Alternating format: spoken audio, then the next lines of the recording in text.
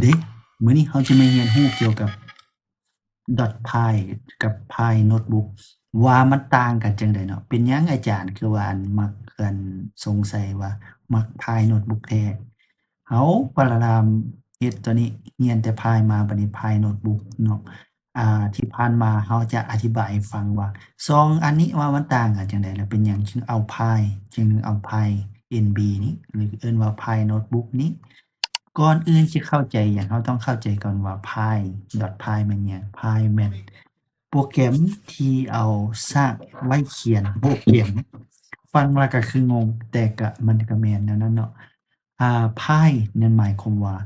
คันเว้าให้เข้าใจง่ายๆสั้นๆแล้วมันเป็นเทอร์มินัลหรือว่าเอาไว้สร้างโคดที่เอาไว้อยู่ใน Backend นั่นก็แตกต่างจาก Pi Notebook นั่นก็คือที่รวมทั้ง Backend และ Frontend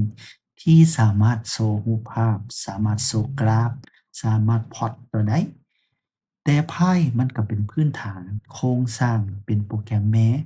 แล้วมันแตกลูกออกมาเป็นไพ่โน้ตบุ๊กตัวนี้แล้วก็เลยเอิ้นว่าไพ่โน้ตบุ๊กนั่นก็คือว่าเวลาเราเรียนพื้นฐานเข้าใจเบสิก Fundamental เกี่ยวกับ Python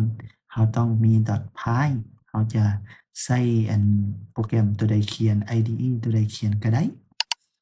แต่เราจะอันนี้ก็คือกัน แต่ตัวนี้เราคิดว่าทั้ง2นี้แต่เวลาเราเอามาใช้แล้วอะนะเราจะเข้าใจว่าเราเอามาใช้นำGoogle Colab จะดีที่สุด เพราะว่าเราบ่จำเป็นจะต้อง add plugin ใส่หลายเนาะ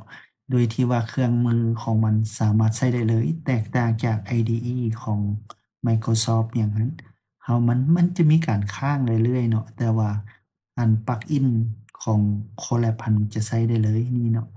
เราอย่างเช่นว่าส่วนใหญ่แล้วเรามากำลังเรียนเกี่ยวกับdata พวก Potluck Scikit-learn นี่เนาะพื้นฐาน2องอันนี้คือกันแต่ว่าจะใช้ได้ผลลัพธ์ที่แตกต่างกันอันนี้คันเว้าให้เข้าใจง่ายอันนี้เป็นแม่อันนี้แม่นลูกของมันเพื่อจะให้เราจะมาสร้างขบวนการที่ทันสมัย นั่นก็คือเป้าหมายของเราจะสร้างเอไอเพื่อไว้ใช้เองแล้วเราจะมาเข้าใจเรียนรู้นำกันใหม่ลาก่อน